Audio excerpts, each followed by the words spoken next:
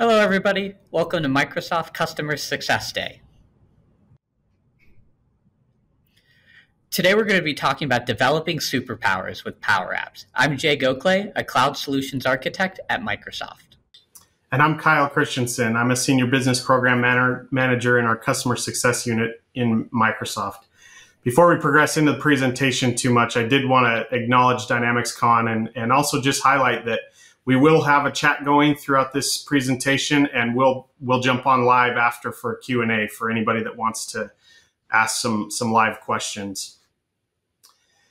With that, let's talk a little bit about superpowers with Power Apps. I think it's important to note that when you are having superpowers with Power Apps, the question that the questions that you see on the screen here are the questions that every organization needs to ask.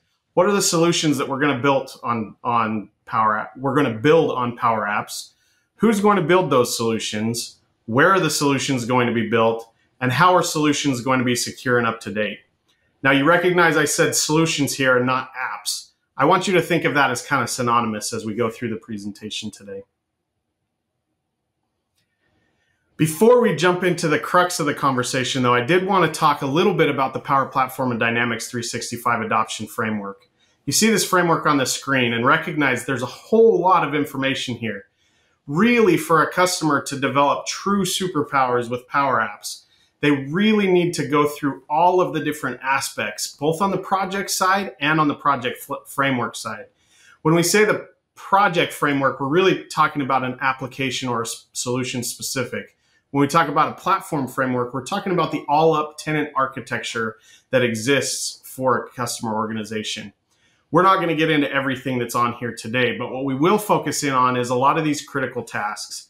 We're going to paint our conversation today in context of kind of this app portfolio management piece. And so as we go through and try to answer those questions that we just talked about, think of it in terms of how do you manage an app portfolio? So let's first talk about what is going to be built. Most organizations, when they're talking about what's going to be built, they think of it in terms of kind of a funnel of ideas that come in. And you have to ask yourself the question, where do ideas come from within an organization? Generally, there's two places where ideas come from inside of an organization. First is new ideas. These usually come up in things like hackathons or different envisioning events. Maybe you've got people from throughout your organization that get together in a room and throw darts or put sticky notes up on a wall. The other way that we get ideas in an organization is we look at our existing app portfolio and we take a look and we say, are there things that we need to modernize? Maybe it's an on-prem application that we want to get into the cloud. Maybe it's an Access or an Excel spreadsheet that somebody's using in a funny way. You want to modernize those. And so the idea is each organization will start at the top of the funnel. They'll get all of these ideas in, and then they'll have some sort of prioritization method that brings it down to the key few things that they want to build on the platform. Jay's going to talk a little bit about each of these different things with the different solutions that there are in Power Platform that can help you manage this idea of app portfolio management. Thanks, Kyle. So one of the tools is the innovation backlog, and this is part of the Center of Excellence Starter Kit. So with this tool, members of an organization can go and submit ideas onto this backlog of what business problems should be addressed with Power Platform. You can upvote great ideas, assign different top ideas to an engineering team. There's lots of granular details that you can accomplish with the innovation backlog. One stipulation with the innovation backlog is that every user requires a premium license for the application. That works well for some smaller organizations, but maybe not so well for larger organizations where not everybody has a premium license. So another tool we have to help generate ideas and really be able to crowdsource good business problems to solve with Power Platform is through this Great Ideas app with teams. It works very similarly to the innovation backlog, where there's cards that can be created and you can upvote ideas, and people can also comment on them. Similarly, you can also pin this Ideas app in a channel or a Teams team, and you can be able to spread the app throughout your organization and crowdsource ideas. And Jay, you can tie these two together, right? So let's say you have an organization where you want to crowdsource the ideas in the Great Ideas app, but maybe the funneling exercise and the identifying which ones you're going to move forward with, that would happen more in the innovation backlog. Is that correct? Definitely. You could definitely have a process like that. So here's just a bit of information about how to get started with the Great Ideas Teams app today. And again, the innovation backlog you can download from the COE Starter Kit. So after an organization has funneled down these ideas, they've gotten it down to a key few set of ideas, the next thing that you're trying to answer is, what is the solution-specific architecture? You've identified just one app or one solution that you want to build. We're going to talk about some patterns that generally come up when you're really having success with Power Platform. This view that you're seeing in front of you, we're going to refer back to as we go throughout the presentation today. And you'll note that there's kind of a sequence of events that you're going to take every application or every solution that you're building through. The first piece is developing your application-specific architecture. We're going to talk about some different architectures that are common within the Power Platform, recognizing that whenever you decide you're going to go and build something, you have to identify what is that architecture going to look like. Is it going to be Power by itself, or are you going to have additional components to it that might extend beyond the Power Platform? You'll note that with architectures in Power Platform, there are multiple different patterns that we see. We're not going to go into all of these today, but I do want to highlight a few of them. Most people, when they think about the Power Platform, they think of the simple citizen developer scenario, which generally is kind of a very simple forms over data type business need. I want you to start to think about Power Platform as much more than just this simple scenario. As I go through the next few slides, we're going to go through a number of architectures that you could think about when you're building a solution on Power Platform. Let's look at an additional citizen developer scenario, but this time it's not just sitting all within the Power Platform. Maybe this is a scenario where the citizen developer works with a more pro developer and creates a custom connector that invokes a Python function that exists in Azure. This is still a relatively simple build, but you notice that it's extending beyond just the Power Platform itself. There's other situations where you might have a Power App that sits on a custom connector that utilizes API management to go out and to go out to additional SaaS APIs. Another example is an OAuth protected API that might exist in an on-prem situation. Again, you've got a Power App sitting on top of a custom connector that might use some security now that's advanced so that you can connect into an external system. Another architecture that you might find is on-prem data plus Power, similar to the last one, but you might use additional functionality inside of the Azure space. Now let's talk about a scenario that exists just in the cloud. Again, you have Power Platform components, maybe Dataverse you're using, as well as an app for inventory scanning. You might use some API management. There may be a message broker, some compute power, and all of this sits on top of a data situation like SQL or a data warehouse.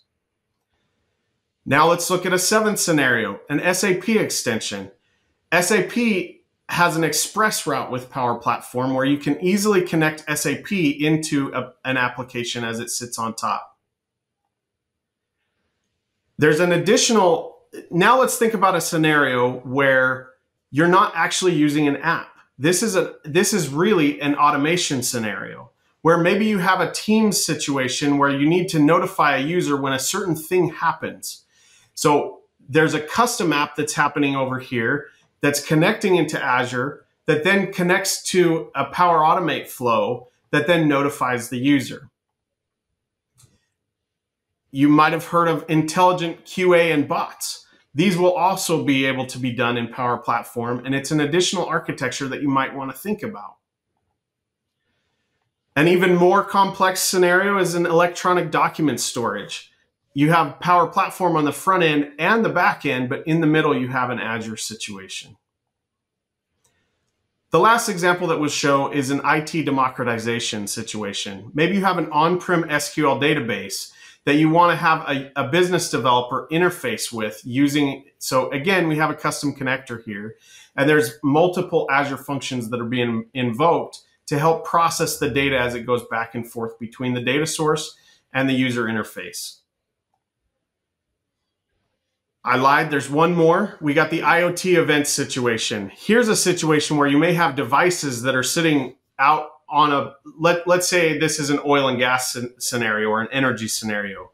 Maybe you have wind farms or oil and gas rigs out in a certain place that have devices that are tapping into an IoT hub that then dump that information into a data lake. You also want users to have access to that data either through an app or through a Teams scenario. Note that all of these different scenarios that we've talked about, you've had Power Platform components, but you have to think about the architecture of other things that might be incorporated as you go forward.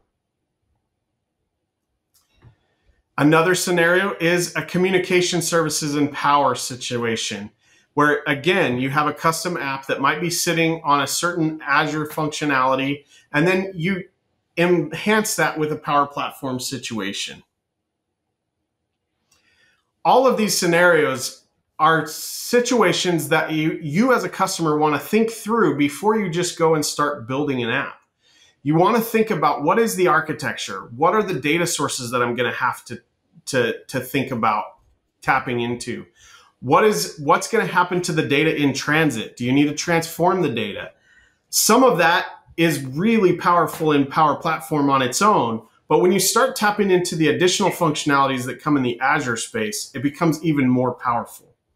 So Jay, let's transition a little bit and talk who's going to build it. Let's say you've identified your app, you've funneled it through the funnel, you've identified the architecture, you've talked about what's going on. What comes next, Jay? What are you trying to figure out? Yeah, thanks, Kyle. So when determining or thinking about who you want to bring into your team to build out these solutions, one of the key concepts that we want to focus on is a fusion team. So the fusion team consists of three key personas. The first is the citizen developer. These are frontline workers or maybe business administrators who don't have a vast technical background. The second group are professional developers. These are people who live and breathe code. They have Visual Studio or VS Code open all day long. The third persona is IT professionals. These are people like cybersecurity specialists or perhaps operations folk. And fusion teams are this combination of these three different personas that when they can effectively collaborate together and fill in the gaps in each other's missing strength, really accelerate your app and solution development. So I want to highlight the importance of these fusion teams and the real business need for them. So there's been several studies that show that the amount of apps and solutions that businesses or organizations are going to need to generate are going to it's going to far outpace the amount of actual pro developers there are to build out these applications or solutions. So fusion teams work together by having the pro devs, the citizen devs, and the IT professionals all working together to be able to minimize that gap. So let's look at an example process of how this might work. So the professional developer starts by building out some of the more complicated parts of the solution. So they might build a custom API and place it in Azure API management. They might interact with some legacy data. They might build a custom Azure function. And they might make some high-level architectural decisions about how the solution should be built, like Kyle described with those architectural patterns before. So once a lot of those higher level decisions are made, the professional developer can bring in a low-code developer to help accelerate the app or solution development process. So the citizen developer can build out the UI. They can work with out-of-the-box connectors. More on that later. And they can really work with the pro developer to help build out that last mile functionality, taking some of the workload off the professional developer's plate and outsourcing it to a wide talent pool of low-code developers within your organization. So I want to emphasize that Power Platform isn't meant to replace any of the pro devs' existing tool sets. It's an additional tool that they can add to their arsenal. And one of the ways that pro devs can really accelerate the value and impact that they can have in your organization is by building out APIs that citizen developers can consume and build apps with Power Apps to really decrease that technical debt gap that you have in your organization. So one thing we really want to call out here is the idea of how Power Platform connects with other services like Azure or third-party services to really accelerate your application development. So low-code users or citizen developers can use out-of-the-box connectors from within Power Platform. So this is a group of more than 400 pre-built connectors that can interface with services like Dropbox, with Salesforce, with what's another example? Oracle systems. Exactly. And low-code developers can really easily build on top of these to extend their Power Apps, Power Solutions. Pro-code developers can not only use those connectors, but they can use custom connectors. These are all built off the Open API definition. And these allow you to really connect your Power Platform solutions with any third-party service, and helps extend your Power Platform as a key tool for rapid development when you're building solutions.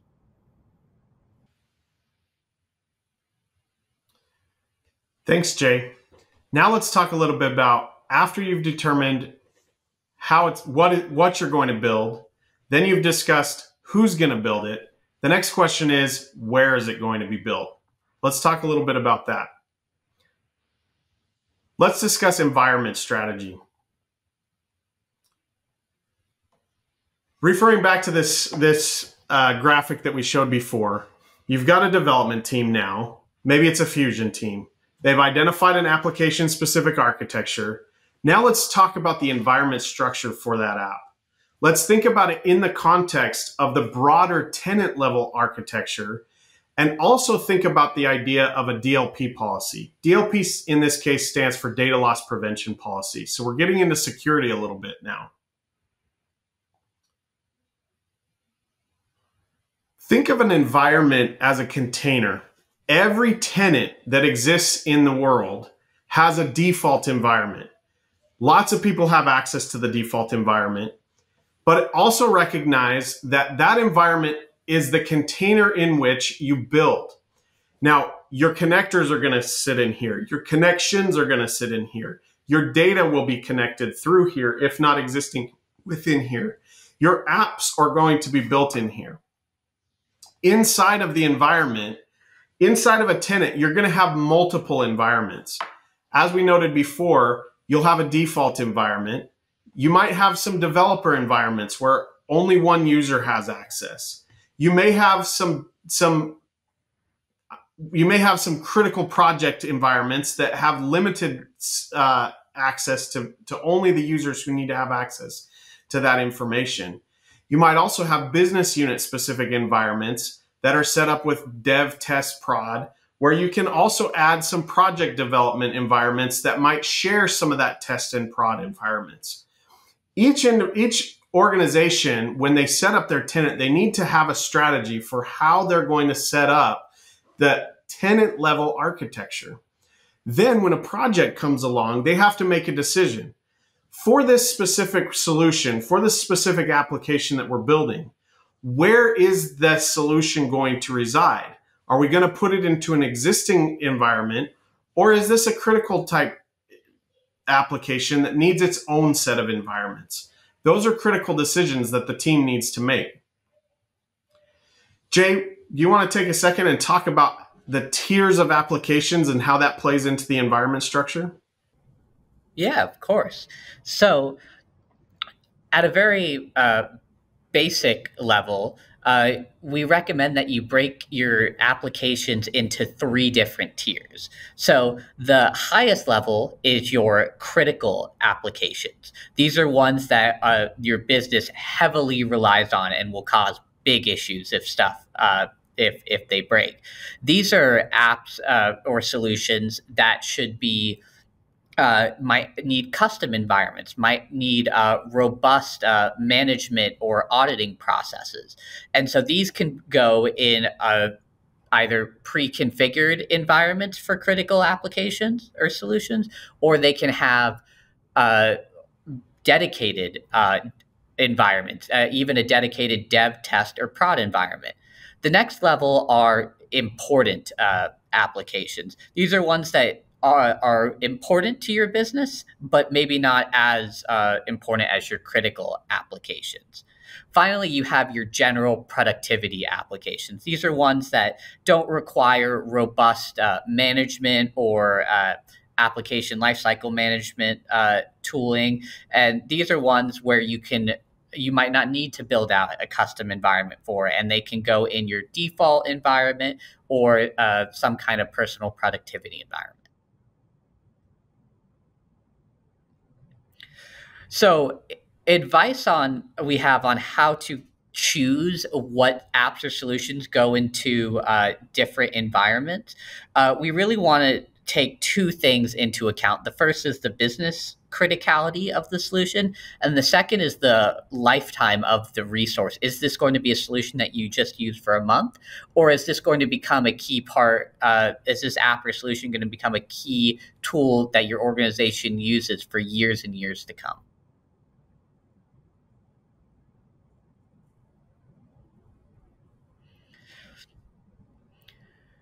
So once you've chosen your sample environment classification that ties in with the tiers of applications, the third step is to map DLP policies, data loss prevention policies, to the specific environments. So the default or personal productivity environments that are for the general purpose productivity apps, they often or they should be associated with a very restrictive DLP policy.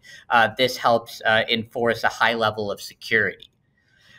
As you have more and more dedicated environments, you can have riskier or less secure DLP policies to provide those extra functionalities and that extra granular control for these business critical applications. And one thing that I would note here, Jay, it does seem a little bit counterintuitive that your core would be the highly restricted DLP policy and your dedicated would be the least restrictive. Remember, this is just talking about access to connectors across. There's another layer of security, which is user access.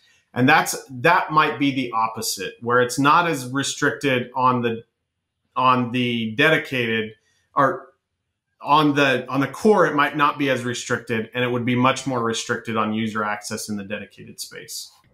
Thanks for bringing that up, Kyle. That's a common confusion we see with Power Platform.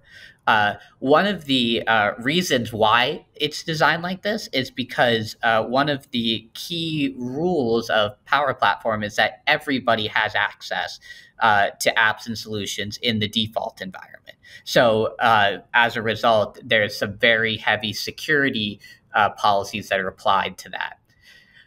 This slide shows a decision tree that you can use to help decide whether you should put your solutions as a critical, important, or productivity kinds of environments. All right. Excuse me. So now we've talked about, you've got an organization, you've generated some ideas, you've funneled those into a funnel, you've identified an architecture, you have identified a couple apps that you want to build, you've identified that architecture for it, you've identified who's going to build it, you've also identified what's going to be built. Now let's talk about how is the solution going to be kept secure and up to date. Let's talk a little bit about that app security that we were referring to a little bit in the previous section. Power Platform has multiple security layers. You've got a tenant access and isolation. That's one security layer. You've got environment access and strategy. We've talked about both of those a little bit. You've also got resource permissions. That's going to be specific to the different resources. You got connector access and data loss policies. And the very last is the Dataverse security. The security roles are basically roles that are assigned to users who are associated. This is really sitting at the data level. So when we talk about security roles in Power Platform, we're talking about securing the underlying data that's associated with an application. Some of the key out-of-the-box security roles that you might need to be familiar with are environment admin, system customizer, environment maker, and then basic user. It is a recommended practice to utilize these wherever possible, but you can also create custom security roles as well. An example of what's happening within a security role is you have multiple tables of data. Sorry, I clicked forward. You have multiple tables of data that have different privileges associated with that table. So what you're doing when you're assigning a security role is you're giving that user access to those tables in one of the many different ways, whether it be create, read, write, delete, append to, etc. The other thing that you have to grant access to that's a different level. So we talked about security roles, which are at the data level. You also have to share the components of a solution. So in this example that you see in front of you, they've got data permissions, but you're also granting them access maybe to an application or to a automated flow that's happening in the back end of the application. There's multiple different components that can be built within the Power Platform, and you have to establish security for each of them. Some of this can be simplified by putting all of the components of an app into a solution. And we're not going to talk too much about solutions, but solutions are a recommended practice with Power Platform. Jay, you want to talk a little bit about data policies? Yeah. So data policies can be enforced by, at the tenant level or the environment level, and these control what kind of connectors developers can use to build out solutions. So an example would be you want to, in an environment, build out a app that connects with Salesforce, or your Power App connects with Salesforce or Oracle databases, but you want to block any connections to social media like Facebook or Instagram. So with data policies, you can really sort out what connectors are allowed in your environment or in your solution, and have very granular security control. So just to review, there's really 5 layers of security. I'm not going to go through these again, but we talked about tenant access being the key, just granting people access there. The rest of these tie into all of the things that we just discussed. Now let's talk just for a minute about managed environments. Jay, do you want to take this one? Yeah. So managed environments are a relatively new addition to the Power Platform. And these really help environment admins and tenant admins manage environments by giving them more visibility and more control with less effort.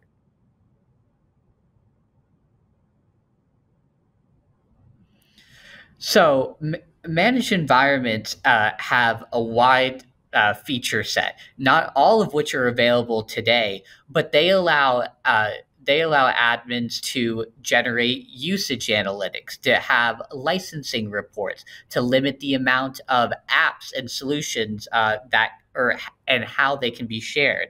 So this is really key functionality in helping environment admins and tenant admins manage their environment.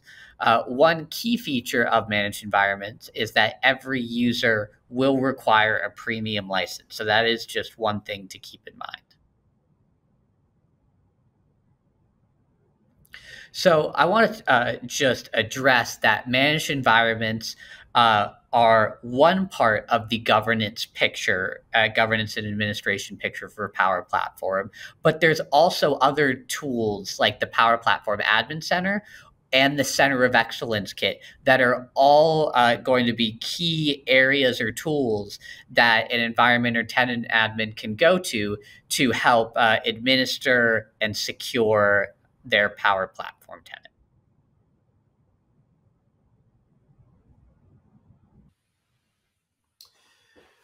So as we talk about managed environments, one of the things that I want to highlight is application lifecycle management. This is how you keep it. This is really how you keep a application up to date. Now, when you think about an application, I want to talk specifically about some of these enterprise scale applications that might be bigger than just a citizen developer. You might need to build them with a Fusion team. When you think about those solutions, think of them in context of this model that we have here on the screen, where you have a dev, maybe a validation, you might have a test, you might have a UAT, you might have a production. You've got data that's happening in all of these different places. Now, obviously, you don't want your development to be happening in the same place that your production data is taking place. And so that's why you segment your application into multiple different environments. What asset lifecycle management is, or sometimes it's referred to as application lifecycle management, is the movement of the solutions between the various different environments that are associated with your application. We're going to talk about some of the different options that there are with Power Platform related to ALM. And note that some of these options are relatively new and are developing functionality almost every day. Generally, at a high level, what's happening is your low-code developer might be making the majority of the changes, and they're probably doing that in a dev environment. Really, it's not just the low-code developer, though. It's every developer. You're going to make those changes in the dev, then you're going to use a pipeline to export that solution and unpack it into the next environment. Those changes will be committed to a new branch, and then the more professional dev will open a PR, which stands for pull request, to merge the changes into the next environment. That in some situations, this will also release a source control, and we'll talk about which ALM solutions have source control and which ones don't. And then the pipeline will validate that solution. It'll pack that solution up, and then that will be published into a production environment or a test environment, depending on how you're setting up the pipeline. So what goes into a solution? All of the different things that you see here on the screen are various aspects of components that might make up a solution. Notice that there are security functions that might be part of the solution. You might have processes, dialogues, and plugins that are coming in. Obviously, you're going to have the user interface. Maybe there's analytics that are associated. all of that, along with the schema, the tables, the columns, the relationship, if you package that up in a solution, that's what's being processed through the pipeline from one environment to the next environment to the next environment. There's two types of solutions. There's unmanaged solutions, which is basically a collection of references or components. There's really no restrictions on here. I like to refer to unmanaged solutions as dev environment solutions.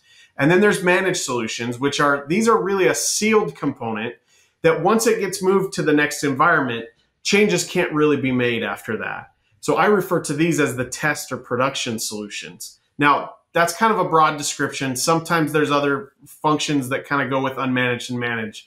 But at a high level, unmanaged are for dev environments, managed are for test and production environments. So ALM with Power Platform, the first of the options that you have for Power Platform is the in-product Power Platform pipelines. These were announced only about a month ago, but they're already becoming a very powerful tool within the Power Platform toolset. Note that in-product Power Platform pipelines is a function of managed environments, and to be able to utilize all the functionality, you do have to utilize the managed environment component. So essentially what's happening here, as you can see, I'm going to work from the bottom of the slide up. Basically what's happening is you do the development. A user that's done the development will then click and push a button inside a Power Platform that moves that solution from the dev environment into a test environment. That environment, then they look at, make sure that it works, they push another button, and it goes to the Power Platform production environment. Note that there's very few steps here. It's all very well organized within the platform itself, and it makes this ALM process very simple. However, there's a few things that aren't yet there in the out-of-the-box Power Platform pipelines. One thing is source control. Source control is the idea that as you process a solution from one environment into the next environment, you would actually log all of the code and all of the components of that into a file that's located on some database within your ecosystem. I've been told that that is a functionality that's coming in the future, but as of right now, it doesn't exist within Power Platform pipelines. There's other functionality that's on the roadmap that's also going to be built in, that's going to bring this solution to parity with some of the other solutions we're going to discuss. But as of right now, this is the recommended practice for ALM within Power Platform, unless you have a reason to need some of the other pieces.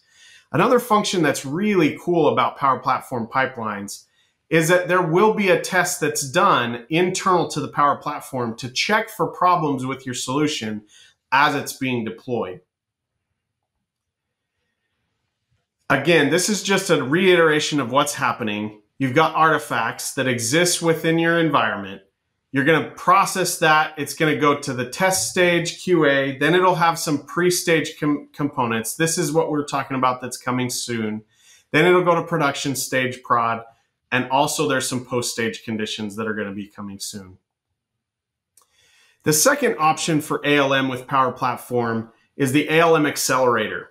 The ALM Accelerator is a component of the COE starter kit. It's a what we call a first-party add-on that can be deployed by a customer organization, where Microsoft has basically done the programming of the ALM for you. You just have to configure it, and it will work through. In this diagram, you see what's kind of happening. So basically, the user is going to make manual interaction, which is making changes in the development environment. Then they're going to click Save Solution or Commit Solution, and that's going to happen inside of a Power App that's custom built by Microsoft that you deploy into your tenant. After you've commit the solution, it's going to export that unmanaged solution and commit it to a Git work branch in GitHub. It's using ADO to do that. You'll then click in the app to promote the solution and deploy the solution, which is going to create an additional pull request to merge the work branch in the solution and deploy it into the validation employment for quality control. The last step that you'll do is you'll complete the pull request, which merges the work branch into a solution branch and deploys the build of solution into the test environment. After which, as you've tested, as you've verified, you can then create and complete another pull request, which will merge that solution branch into the main branch and deploy the build into the production. So you'll note it's a little bit more nuanced, and it takes a few more steps. It probably would require some more advanced knowledge that you'd probably need kind of a pro developer for. But it still does that process of moving the solution very easily. And what's great about this one is it does give you the opportunity to save the source control as of today. Jay, do you want to talk about the GitHub workflows and the key concepts? Yeah, exactly. And this GitHub concept could even be extended to ADO as well. So Microsoft uses GitHub Actions or ADO pipelines to be able to, you can use these tools if you want very granular control over how solutions get moved throughout your environment. So you can create pipelines with YAML code to be able to make very custom pipelines or workflows. You can also use GitHub or ADO secret management features and other code scanning security features to really build customized pipelines for your solutions. So again, just to think about ALM design, things to consider at a glance. What you're really doing with ALM is you're creating a true asset lifecycle management process. There's multiple different options for it. Power Platform functions very well with all of them. So the last question that we want to answer is, once that solution is built, once you've built the ALM, once you've deployed to production, what's the ongoing support structure going to look like to maintain it? Jay, you want to talk about this one? Yeah, I think this is something that organizations often, or it's hard to take out the time to develop an ongoing support structure. The solution is finished, it's deployed, everybody's happy, and we're moving on. So one key thing is just schedule time for having making a support plan for your application. And then the second key feature is documentation of how this solution works, of how the app works, of how the pipelines are built and what they connect, and making sure that information, it generally goes in a source control solution, is tied to the application with a specific plan for how to maintain it.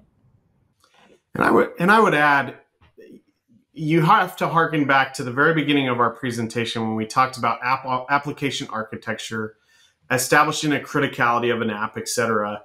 And think about that in context of your organization. So every organization has a profile of what their IT support looks like, what their partner support looks like. And when I say partners, I'm thinking in terms of like consultants that come in to help you build these things. You have to think about what that ongoing support structure is going to look like in context of all of that, right? So depending on your app architecture, if it's a very simple personal productivity app, you probably don't need too much ongoing support for it. The person who built it is probably going to be that ongoing support. But when you get into the more enterprise scale, maybe ones that are built by others that have come into your organization, you really need to think about, how do we maintain this? Who's going to manage everything as it goes forward? Are you going to do that in-house, or are you going to set a contract up with this partner who built it to come back regularly and just check in on the health of the application? These are all considerations that you really need to think about if you're going to be a Superman with Power Apps. Thanks for mentioning that, Kyle. Another key topic to bring up is auditing. Several of our customers use Power Platform solutions for very key business processes that sometimes might get audited, and analyzing how you might approach an audit and what kind of tools Power Platform has to help you with that can be part of this process too. We won't go too much into those tools today, though. I know we're getting close to time. So that's how you can develop superpowers with Power Platform. We really want to thank everyone. And again, thank DynamicsCon for having us here. Thanks, everyone. Thank you.